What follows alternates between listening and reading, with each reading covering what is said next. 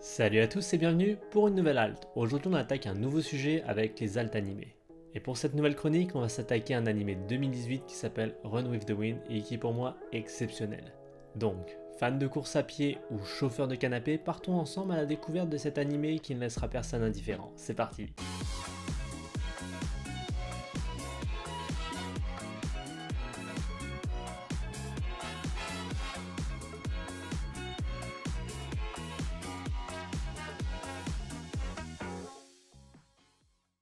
Qu'est-ce que Kaze ga tsuyoku fuiteiru? Kaze ga tsuyoku fuiteiru ou Run with the Wind est à la base un roman de Shion Muira datant de 2006. Il possède également une adaptation en live action datant de 2009 portant le titre Feel the Wind et un manga en 6 volumes illustré par Sorata Uno diffusé dans le Weekly Young Jump en 2007 puis dans le Monthly Young Jump dès 2008 jusqu'à sa fin en 2009. Mais aujourd'hui c'est l'adaptation animée qui nous intéresse. Run with the Wind est un anime diffusé entre le 3 octobre 2018 et le 27 mars 2019. Il est composé de 23 épisodes. Il est disponible également sur la plateforme Crunchyroll. Il est réalisé par Kazuya Nomura à qui l'on doit Ghost in the Shell The Next Movie et au studio d'animation Production IG qui nous a proposé IQ to the Top Second Court et le tout est écrit par Koe Kiyasu.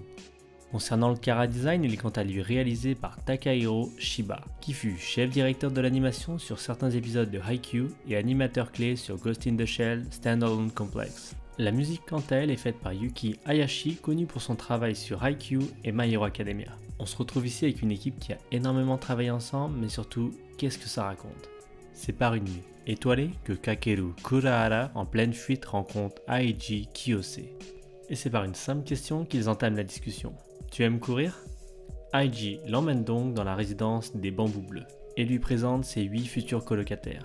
Takashi Sugiyama, dit le prodige, ayant quelques prédispositions pour la course en pente. Akane Kashizawaki, surnommé Prince, est un fanatique de manga, au corps très chétif. Les jumeaux Jota et Joji, toujours collés l'un à l'autre et ayant une passion commune, les filles. Yukihiko Iwakura, dit Yuki, futur avocat ayant passé le barreau du premier coup.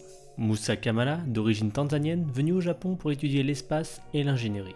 Oe Sakaguchi, dit King, étudiant en sciences sociales et autoproclamé le roi du jeu télé. Akihiro Hirata, dit Nico, en référence à la nicotine car c'est un gros fumeur, et étudiant dans le domaine de la programmation.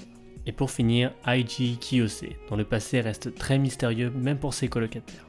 Voyant qu'il est fauché, Aiji propose à Kakeru de s'installer ici, mais tout cela fait partie d'un plan.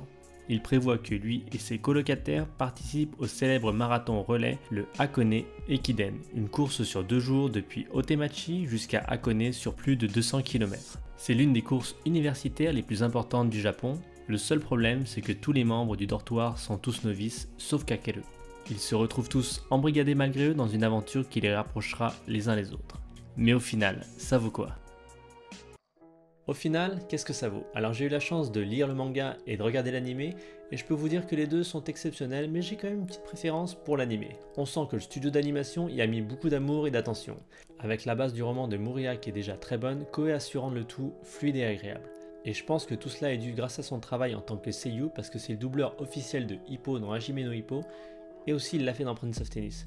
Donc je pense que le domaine du sport c'est quelque chose qu'il connaît et qu'il a su exploiter à son maximum. Concernant le chara-design de Takahiro, alors là on est très proche de ce qu'il a fait précédemment dans Haikyuu et c'est presque un copier-coller.